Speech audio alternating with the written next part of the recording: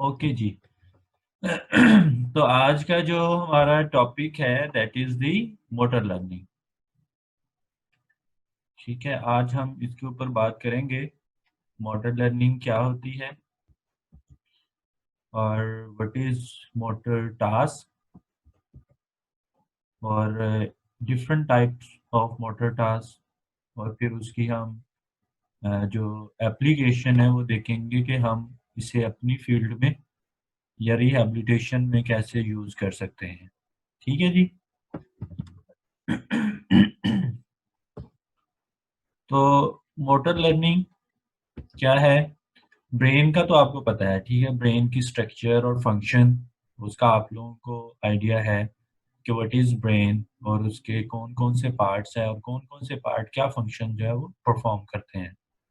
तो यहाँ पे क्विकली आप लोग देख सकते हो कि यू कैन सी हियर कि फ्रंटल ब्रेन है, प्राइटल ब्रेन है या प्राइटल लोब है, ऑक्सीपिटल लोब है, टेम्पोरल लोब है। ठीक है, ये ब्रेन की 4 लोब्स हैं और इनका अपना अपना फंक्शन है। जो फ्रंटल ब्रेन है, दिस इज वेरी इंपॉर्टेंट कि ये एक तो हमारी ब्रेन की जो हमारे जो मसल्स की मूवमेंट्स हैं उसको इनिशिएट यहाँ से जो है वो ये पार्ट ऑफ ब्रेन जो है उसमें इन्वॉल्व होता है। आपने मोटर एरियाज जो है वो जरूर डिस्कस किए होंगे। प्राइमरी मोटर एरियाज होते हैं, सेकेंडरी मोटर एरियाज होते हैं, ठीक है, प्री मोटर कॉर्टेक्स होता है और मोटर कॉर्टेक्स होता है। तो ये जो है फ्रंटल ब्रेन के बहुत ही इंपॉर्टेंट पार्ट्स हैं जहाँ से मूवमेंट जो है वो इनिशिएट होती है। इसके अलावा एक बहुत इंपॉर्टेंट चीज़ ये है कि आपने सेंसरी और मोटर होम्यूनकुलस जो है वो ज़रूर सुना होगा। जी सुना हुआ है, sensory and motor homunculus. Yes sir. हाँ जी। तो आपने देखा होगा कि वहाँ पे हमारे डिफरेंट बॉडी पार्ट्स और उसके जो मसल्स हैं उनकी स्पेस है वहाँ पे, ठीक है, उनकी लोकेशन है। तो आपने ये भी वहाँ पे देखा होगा कि जो हमारे हैंड्स के मसल हैं, फुट के मसल्स हैं और टंग और फेस के जो मसल्स हैं उसके लिए लार्जर एरियाज, ठीक है, बिकॉज कि उन्होंने ज़्यादा मूवमेंट्स परफॉर्म करनी होती है और ज़्यादा स्किल्स परफॉर्म करनी होती है और ज़्यादा लर्निंग मोटर्स जो स्किल जो है वो परफॉर्म करनी होती है, ज़्यादा एक्विजिशन आती है और ज़्यादा उसको फिर परफॉर्म करना होता है, ज़्यादा प्रैक्टिस करनी पड़ती है। ठीक है, तो ब्रेन सारा मोटर लर्निंग में इन्वॉल्व है। हमारा एनवायरनमेंट हमें डिफरेंट सेंसरी इनपुट देता है जो कि ब्रेन में जिनकी जाके प्रोसेसिंग होती है और उस प्रोसेसिंग के बाद वो मोटर एक्टिविटी जो है वो हमें जो है वो हमारा ब्रेन उसको एक्विजिट कर लेता है और इसको फिर रिटेन करता है for a longer period of time, any time. ठीक है, जब एक स्किल आ जाती है तो फिर वो आप उसको एनी टाइम जो है परफॉर्म कर सकते हैं। बहुत ज़्यादा स्किल्स होंगी, मोटर एक्टिविटीज़ होंगी जो अभी तक हमें नहीं आती करनी। ठीक है, आपने देखा होगा कि 3 बॉल्स को स्पेस में जो है वो गिराना और उसको फिर कैच करना, ठीक है? तो ये एक कॉम्प्लेक्स मोटर एक्टिविटीज़ है और ये जो है वो कांस्टेंट ट्रेनिंग से, प्रैक्टिस से जो है वो ब्रेन इसको पहले एक्विजिट करता है और फिर जब आप अब इस एक्टिविटी को परफॉर्म करते हैं अगेन एंड अगेन, तो वो फिर आपके ब्रेन में रिटेन हो जाती है और फिर आप इसको बहुत ईज़िली जो है वो परफॉर्म करते हैं, ठीक है? तो इस तरह से जो एक्टिविटीज़ हैं वो अब ब्रेन के अंदर क्या चीज़ है जो इन एक्टिविटीज़ को अपने अंदर स्टोर करती है, तो ब्रेन जो है वो इज़ अ प्लास्टिक स्ट्रक्चर, ठीक है ना? ब्रेन की अगर आप स्ट्रक्चर देखें तो there is a plasticity in the brain, ठीक है? ब्रेन के अंदर जो है वो अल्लाह ताला ने ये एक एबिलिटी बनाई है कि उसके अंदर जो न्यूरॉन्स हैं वो इन एक्टिविटीज़ को, इन मोटर टास्क को जो है वो उसके अंदर रिमेंबर करने की एबिलिटी है। जैसे कि आपने देखा कि ब्रेन के अंदर डिफरेंट एरियाज़ हैं, ठीक है? और ब्रेन जो है वो उन एरियाज़ को रिप्रेज़ेंट करता है। फॉर एग्ज़ाम्पल एक मोटर टास्क का एरिया है ब्रेन के अंदर, ठीक है? आप जब भी कोई नई मोटर टास्क परफॉर्म करते हो, तो ब्रेन उसको जो है वो रिमेंबर रखता है, वो उसमें वो स्टोरी जो है वो स्टार्ट हो जाती है। और जब किसी एक्टिविटी को आप अगेन एंड अगेन बार-बार करते हो, तो वो परमानेंटली ब्रेन के अंदर रिटेन हो जाती है, ठीक है? इसमें कुछ सेंसरी जो है वो क्लूज़ जाते हैं, सेंसरी ऑर्गन्स के ज़रिए, ठीक है? देखिए हम देख रहे हैं, इससे इन्फॉर्मेशन हमारे ब्रेन को जा रही है। हम सुन रहे हैं और उससे जो है इन्फॉर्मेशन हमारे ब्रेन को जा रही है। टच करने से, ठीक है, इन्फॉर्मेशन जो है वो हमारे ब्रेन में जाती है। इसी तरह डिफरेंट जॉइंट्स के जो स्पेस के अंदर पोजीशन है, ठीक है, और या फिर प्रोप्रियोसेप्टर्स का आपने नाम सुना है, वहाँ से इन्फॉर्मेशन जो है वो, कोई भी मूवमेंट्स है उसकी सेंसेशन जो है वो ब्रेन के ज़रिए जो है वो उन प्रोप्रियोसेप्टर्स के ज़रिए जो है ब्रेन तक पहुँचती है। तो इन सारी इन्फॉर्मेशन को ब्रेन जो है वो स्टोर करता है और फिर उसकी प्रोसेसिंग करता है, और डिफरेंट ब्रेन के अंदर डिफरेंट जो है वो आपको नेटवर्क्स जो है वो मिलते हैं न्यूरॉन्स के। न्यूरॉन्स आपस में कनेक्टेड है, ठीक है? आपने डिफरेंट जो है वो अ, ट्रैक्स जो है वो ज़रूर फिज़ियोलॉजी में स्टडी किए होंगे। कुछ लॉन्ग ट्रैक्स हैं, कुछ शॉर्ट ट्रैक्स हैं, ठीक है? कुछ जो है वो इफ़रेंट ट्रैक्स हैं, कुछ जो है वो एफ़रेंट ट्रैक है जिसके लिए आप सेंसरी या मोटर का वर्ड भी यूज़ करते हैं। सेंसरी ट्रैक्स जो कि इन्फॉर्मेशन को पेरिफेर से ब्रेन की तरफ लेके जा रहे हैं, ठीक है? और मोटर ट्रैक्स कौन से हैं जो कि ब्रेन से नीचे डिसेंड कर रहे हैं। डिसेंडिंग ट्रैक और असेंडिंग ट्रैक का वर्ड भी इनके लिए जो है वो यूज़ किया जाता है। तो इसके अलावा ब्रेन के अंदर जो है वो शॉर्ट ट्रैक्स भी हैं, यानी कि सेरिब्रल कॉर्टेक्स और सेरिबैलम के दरमियान कुछ पाथवेज़ बने हुए हैं। मिड ब्रेन और हाइंड ब्रेन के दरमियान पाथवेज़ हैं।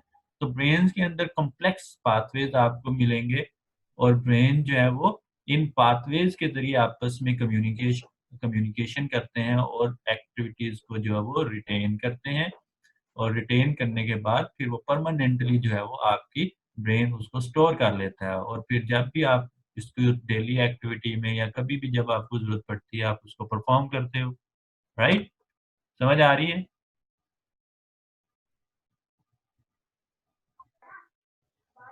यस सर, समझ आ रही है। अच्छा, अब हम देखते हैं कि मोटर लर्निंग एक्चुअली है क्या, ठीक है? ये एक डेफिनिशन आपके सामने है। Motor learning is a complex set of internal process, ठीक है? अब ये देखें, this is an process, brain के अंदर एक कॉम्प्लेक्स प्रोसेस है। आपका इसमें सेंसरी सिस्टम भी इन्वॉल्व है, इसमें सेंसरी पाथवेज़ भी इन्वॉल्व हैं, इसमें ब्रेन भी इन्वॉल्व है, ठीक है? ब्रेन के बाद फिर मोटर जो है वो पाथवेज़ भी इन्वॉल्व हैं, और फिर इफेक्टर्स एंड ऑर्गन्स सारे के सारे इसमें जो है वो इन्वॉल्व होते हैं। यानी कि जो रिफ्लेक्स एक्शन का पाथवे है वो सारे का सारा इसमें इन्वॉल्व है। तो है क्या motor learning? This is the acquisition and relatively permanent retention of a skill, movement or a task through the practice. यानी कि इसमें आप देखें, आपको 3 चीज़ें मिल रही हैं। Number 1 is the acquisition of the skill, number 2 permanent retention, ठीक है? यानी कि एक स्किल है, आप उसको परफॉर्म कर रहे हैं, लेकिन जब आप उसको बार-बार परफॉर्म करते हैं, उसको परफॉर्म करने के बाद वो आपके ब्रेन में स्टोर हो जाती है, ठीक है? और फिर जब इसकी आप प्रैक्टिस अगेन अगेन करते हैं, तो ये मोटर एक्टिविटी और स्ट्रॉन्ग हो जाती है और आपके ब्रेन में सेव रहती है, ठीक है? तो मोटर लर्निंग क्या है? This is the acquisition of the skill, और फिर उसके बाद परमानेंटली जो है वो रिटेन हो जाना है उसका हमारे ब्रेन के अंदर, और फिर जो है वो प्रैक्टिस, ठीक है? तो प्रैक्टिस के ज़रिए ये चीज़ जो है वो ब्रेन में आएगी। ठीक है जी, समझ आ गई सबको? Yes yes sir. Sir. Right. Okay, अब हम देखते हैं यस सर। मोटर टास्क क्या है, ठीक है? मोटर टास्क कोई भी एक्सरसाइज़, कोई भी मोटर एक्टिविटी जिसके लिए हम वर्ड यूज़ करते हैं साइकोमोटर स्किल, उसको हम क्या कहेंगे? मोटर टास्क, ठीक है? और जब आप मोटर लर्निंग और इंस्ट्रक्शन दोनों को मिलाते हो और पेशेंट्स को बताते हो, तो पेशेंट उस टास्क को परफॉर्म करता है, ठीक है? कोई भी एक्सरसाइज फॉर एग्जांपल, आप पेशेंट्स को कहते हो कि अपनी जो है एल्बो को बेंड करो, the bending of N elbow is a task, ठीक है? इस तरह कोई भी एक्टिविटी है, कोई भी आप इसको परफॉर्म करते हो, that is the, what is this? Motor task.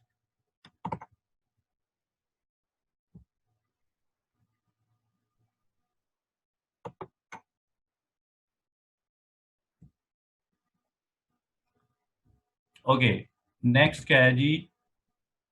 Motor performance and motor learning. अब हम इसमें डिफरेंस देखते हैं कि मोटर परफॉर्मेंस और मोटर लर्निंग में क्या डिफरेंस है।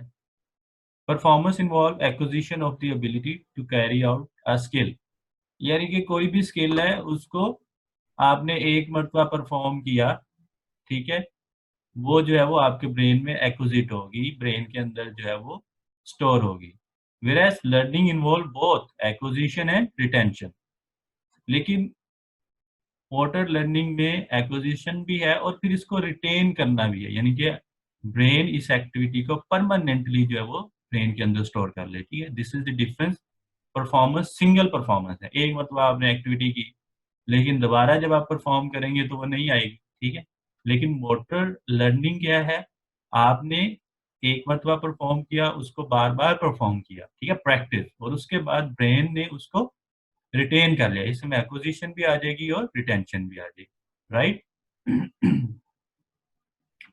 Okay, motor learning probably modifies the way sensory information in the central nervous system is organized and processed and affect how motor action are produced. अब ये motor learning जो है, जैसे कि मैंने बताया कि यहाँ पे आप देख सकते हो कि this is a very complex process, यानी कि इंफॉर्मेशन जो है वो ब्रेन से, आपकी सराउंडिंग से, आपके एनवायरनमेंट से, ठीक है, आपके सेंसरी ऑर्गन से देख रहे हैं आप, सुन रहे हैं, ठीक है, टच सिस्टम टच कर रहा है, प्रोप्रियोसेप्टर जो है जॉइंट के अंदर स्टिमुलेट हो रहे हैं, वो सारी की सारी इंफॉर्मेशन ब्रेन को दे रहे हैं, ठीक है, और ब्रेन जो है वो उसको स्टोर कर रहा है। और जब आप एक एक्टिविटी को अगेन एंड अगेन रिपीट करते हो प्रैक्टिस से, तो वो परमानेंटली ब्रेन उसको एक्विजिट कर लेता है थ्रू न्यूरोनल नेटवर्किंग। यहाँ पे आप देखें, यहाँ पे डिफरेंट न्यूरॉन्स आपको नजर आ रहे हैं और हर न्यूरॉन आपस में कनेक्टेड है। तो ये जो वायरिंग है और ये जो कनेक्टिविटी है बिटवीन द न्यूरॉन्स, ये न्यूरोप्लास्टिसिटी का जो है वो सबब बनती है, यानी कि ब्रेन के अंदर न्यू पाथवेज डेवलप होते हैं, ब्रेन के अंदर न्यू जो है वो एरियाज जो है वो डेवलप होते हैं। समझ आ गई जी। अब हम डिस्कस करते हैं जी what are the type of motor task. आपको स्लाइड और स्क्रीन में नजर आ रहा है कि there are three types of motor task. Number one is discrete and second is the serial and third one is the continuous, ठीक है। बहुत इजी है डिस्क्रीट, सीरियल और कंटिन्यूस में डिफरेंस करना। अब हम देखते हैं इन तीनों में क्या डिफरेंस है। डिस्क्रीट टास्क, ठीक है, जिसमें ऐसा मोटर टास्क है या ऐसी मोटर एक्टिविटी है जिसमें बिगनिंग एंड एंडिंग, बस ये दो ही चीजें हो, ठीक है, जिसको आप उसकी बिगनिंग और एंडिंग से ही जो है वो रिप्रेजेंट करते हो, वो उस टास्क को हम डिस्क्रीट टास्क कहते हैं। इसकी कुछ एग्जांपल हैं, जैसे isolating and contracting a specific group of muscles, ठीक है, जैसे क्वाड्रिसेप्स सेटिंग एक्सरसाइज है, या elbow bending and elbow straight, ठीक है। तो इसमें सिर्फ दो ही चीजें हैं, elbow bending and elbow straight, यानी कि बिगनिंग एंड द एंडिंग। इसी तरह क्वाड्रिसेप सेटिंग एक्सरसाइज ये है क्वाड्रिसेप का कॉन्ट्रैक्ट होना और उसका रिलैक्स हो जाना। इसी तरह पुशअप, पुशअप में दो आपको जो है वो इसके जो है वो पार्ट मिलते हैं, one is the beginning and second is the ending. तो कोई भी एक्टिविटी जिसके आपको टू पार्ट्स जो मिले, like one is the beginning and second is the ending, उसको हम डिस्क्रीट टास्क कहते हैं। ये बहुत इजी होते हैं और पेशेंट इजीली इसका परफॉर्म कर लेता है, इसकी एक्विजिशन भी इजी है और इसकी प्रैक्टिस भी इजी है, और ये जो है बहुत ही सिंपल एक्टिविटीज होती हैं। और हम अपनी एक्टिविटीज में कोशिश करते हैं कि पेशेंट को डिस्क्रीट टास्क से जो है वो स्टार्ट करें, फिर उसको जो है वो कॉम्प्लेक्स और कंटिन्यूस एक्टिविटीज की तरफ लेके जाएं, ठीक है। इसी तरह doing a pushup, locking a wheel chair and kicking a ball are example of discrete motor task. Almost all exercises such as lifting and lowering a weight or performing a self-stretching maneuvers can be categorized as discrete motor tasks, ठीक है। तो समझ आ गई जी क्या होते हैं discrete task, जिस ऐसी एक्टिविटी, ऐसी यस मोटर सर। एक्टिविटी जिसमें आपको उसकी बिगनिंग भी नजर आ जाए और उसकी एंडिंग भी नजर आ जाए, उसको हम क्या कहते हैं, डिस्क्रीट टास्क। अब हम नेक्स्ट देखते हैं सीरियल टास्क क्या होता है। तो सीरियल टास्क जैसे कि नाम से ही आपको पता चल रहा है कि इसमें सीरीज ऑफ डिस्क्रीट मूवमेंट्स होंगी। डिस्क्रीट मूवमेंट जिसमें बिगनिंग है और एंडिंग है, लेकिन this is a set of set of discrete movements that are combined in a particular sequence. तो इसमें क्या होगा कि नंबर ऑफ जो है वो टास्क होंगे और उनको जब हम मिलाएंगे कंबाइन करेंगे तब वो सीरियल टास्क जो है वो बनेगा। इसकी एग्जांपल आपकी स्क्रीन पे है। For example, to eat with the fork, a person must be able to grasp the fork, holding it in a correct position, and pairs are scoop the food and lift the fork to the mouth। ठीक है, अब देखें इस activity में क्या है कि series of motor activities है। फॉर एग्जांपल, आपने फूड जो है वो एक फोर्क की मदद से खाना है। तो इसमें क्या होगा, सबसे पहले तो ग्रिप करेंगे, ठीक है, ग्रिपिंग होनी चाहिए। ग्रिपिंग से आप फोर्क को पकड़ेंगे, ठीक है, फिर आप उसको प्लेट्स की तरफ लेके जाएंगे और वहां से फिर स्कूप करेंगे और स्कूप करने के बाद आप जो अपने माउथ की तरफ लेके जाओगे, फिर there will be opening of the mouth, ठीक है, और फिर आप जो है वो इसको फूड को अपने मुंह में पुश करो। हाँ यार। देखें कितनी ज्यादा एक्टिविटीज आपको इस टास्क में मिल रही हैं कि इसमें 5 to 6 जो है वो एक्टिविटीज इन सीक्वेंस में आपको पानी मिलेगी। भटी बच्चों, ये जिसका माइक ऑन है काइंडली इसको आप कपड़ा खराब हुआ। म्यूट करें। किसका माइक ओपन है? एमन, आपका माइक ओपन है, इसको ऑफ करें।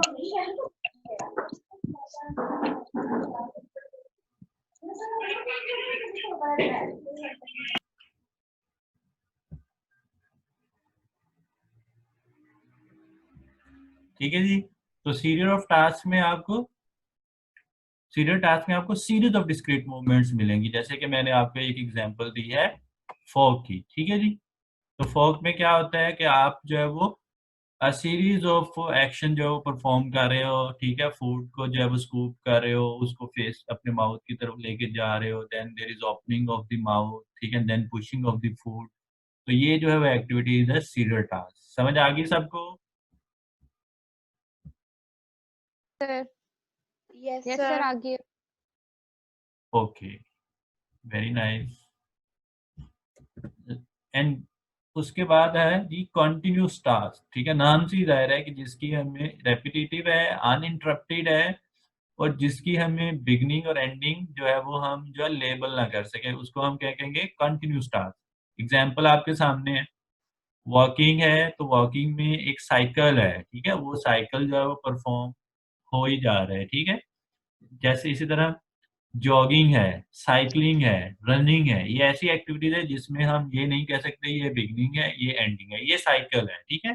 तो ये साइकिल जो है वो कंटिन्यूसली जो है वो कंटिन्यू रहता है। तो ऐसी एक्टिविटी जिसकी बिगनिंग का ना पता हो, रिपीटेटिव हो, अनइंटरप्टेड हो, और कंटिन्यूसली जो है वो पेशेंट परफॉर्म करे, उसको हम कंटिन्यूस टास्क जो है वो कहेंगे। ठीक है जी। Yes sir. Yes sir. Okay, yes sir.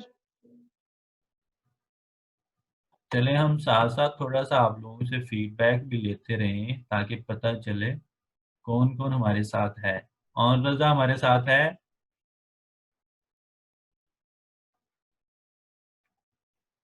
और Raza from yes sir. Faisalabad campus. Yes sir. पिताजी आप बताएं, what are serial task?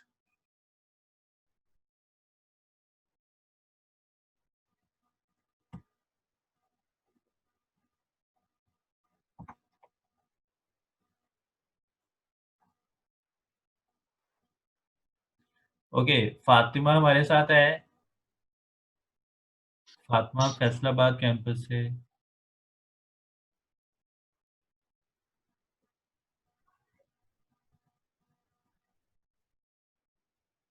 Fatima Maqsood SMC से हमारे साथ है।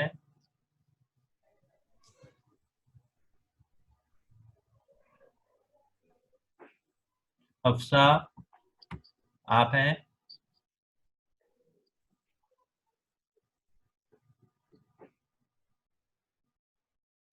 सर हफ्सा या अक्सा? हफ्सा, हफ्सा।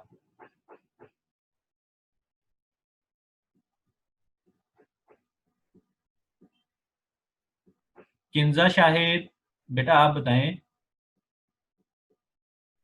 आप हैं हमारे साथ?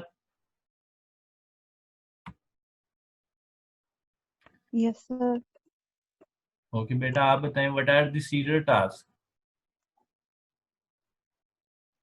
Sir, that involves series of discrete movements. Okay, can you give an example? Sir, for example, to eat with a fork. Okay, very nice. Amna Khalid है हमारे साथ।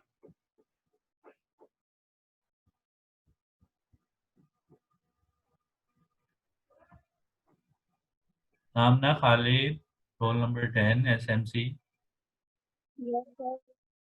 हाँ जी बेटा, आप बताएं what are continuous task? Repetitive movements which don't have a starting or ending time, for example, walking.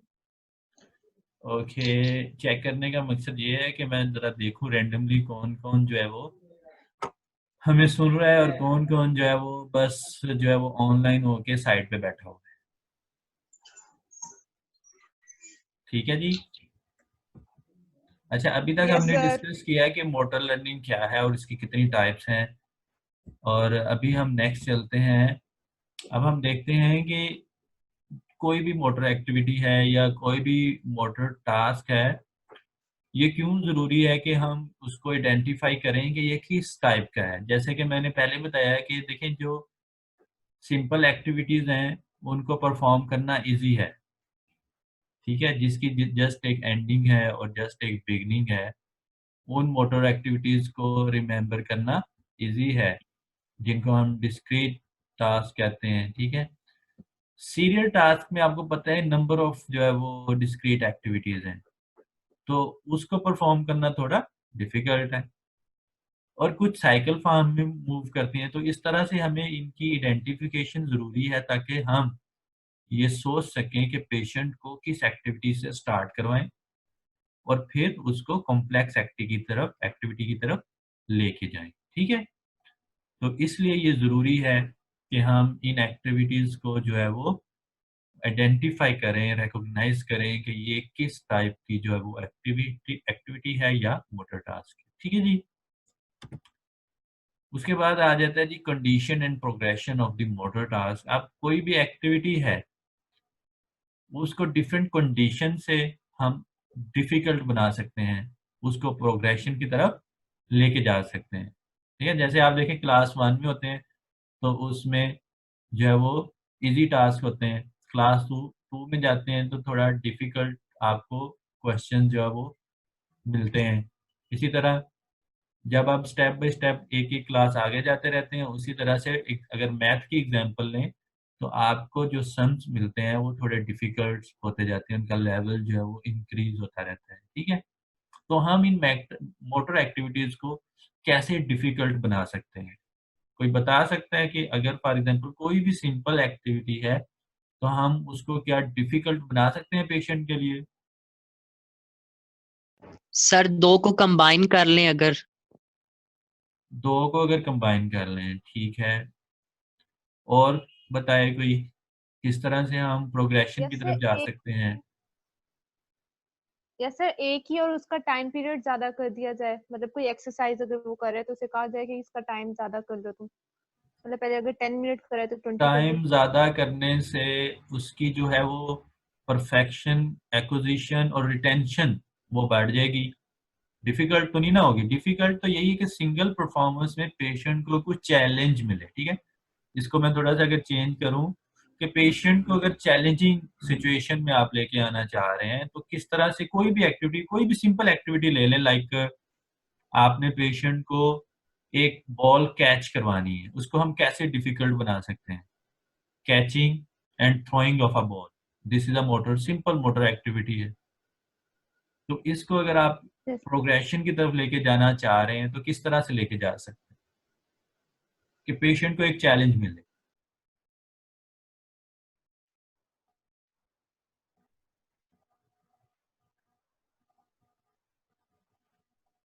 Okay, कोई बात नहीं, आप लोगों ने थोड़ा सा सोचा ज़रूर होगा इस बारे में।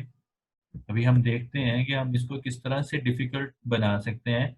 तो ये 4 चीज़ें आपकी सर, स्क्रीन पे पेशेंट से हैं। कहेंगे बॉल को स्पिन करके फेंको। यहाँ पे ओके, अब आप सर देखेंगे हम किसी भी एक्टिविटी को किस तरह से डिफिकल्ट बना सकते हैं। तो ये 4 चीजें आपकी स्क्रीन पे हैं।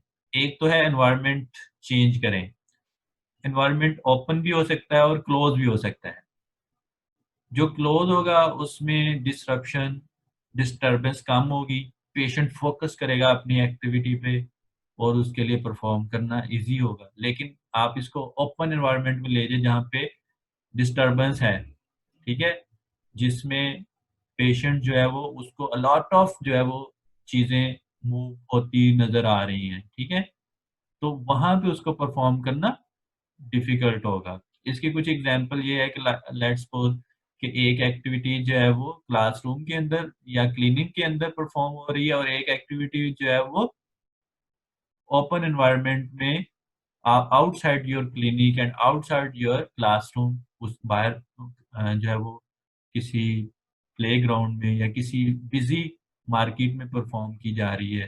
तो वहां पे पेशेंट के लिए एक चैलेंज होगा क्योंकि उसको ज्यादा कंसंट्रेट करना पड़ेगा अपनी एक्टिविटी की तरफ। Number 2, inter trial variability. आपकी आवाज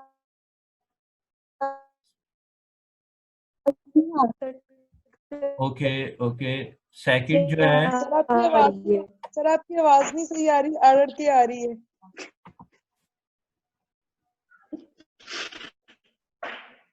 हेलो जी, आवाज आ रही बच्चों आपको?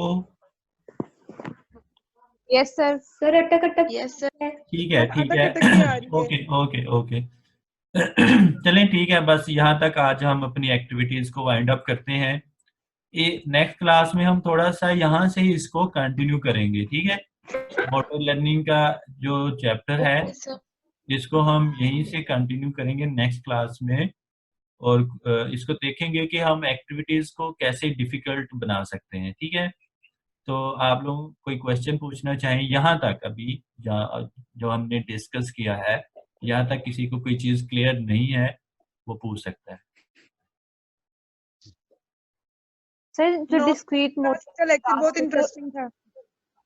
जी, सर जो आपने डिस्क्रीट बताया, डिस्क्रीट मोटर टास्क है, उसकी कोई एग्जांपल बता दें सर। वो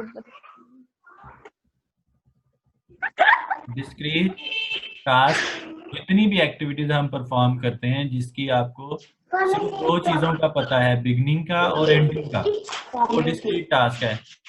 ये कितनी ज्यादा एग्जांपल आपकी स्क्रीन पे है, like resting of an object, ठीक है, डूइंग पुशअप। पुशअप में 2 ही चीजें हैं ना, ठीक है, उसकी एक इनिशियल स्टेज है और एक उसकी जो फाइनल स्टेज है। इसी तरह लॉकिंग या चेयर को जब आपने लॉक करना है उसकी भी 2 ही है। Kicking a ball initial position है और फाइनल पोजीशन है। तो ये बहुत ही सिंपल एक्टिविटीज है जिसकी बिगिनिंग है और एंडिंग है। इसके अलावा ओके सर। कोई यस और sir. Question? No sir sir. Serial thank you. Example कौन सी है?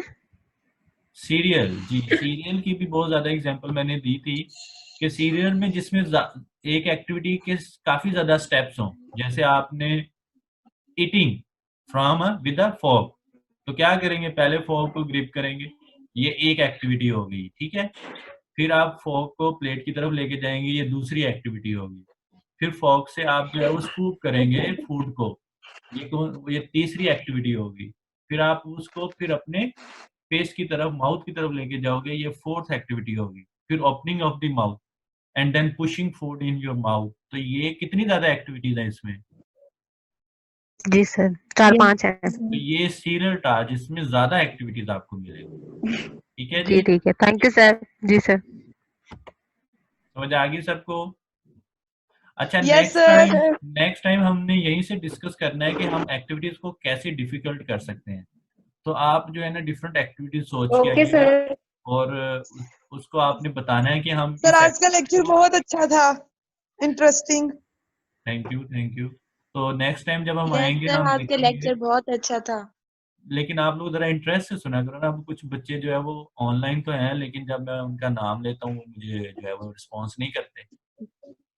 जी सर। तो सारे बच्चे जो है वो ऑनलाइन रहा सर करें, हमारे ठहरा के प्रैक्टिकल्स नहीं होते। पार्टिसिपेट किया करें, ठीक है। Yes sir. चलें ठीक है, थैंक यू वेरी मच। अब हम अपनी मीटिंग एंड कर रहे हैं और नेक्स्ट टाइम Okay, यहीं से sir. हम कंटिन्यू सर करेंगे। अल्लाह हाफिज। अल्लाह सर अल्लाह हाफिज। अल्लाह हाफिज। हाफिज। सर अस्सलाम Allah वालेकुम। Hafiz. वालेकुम सलाम। अल्लाह हाफिज।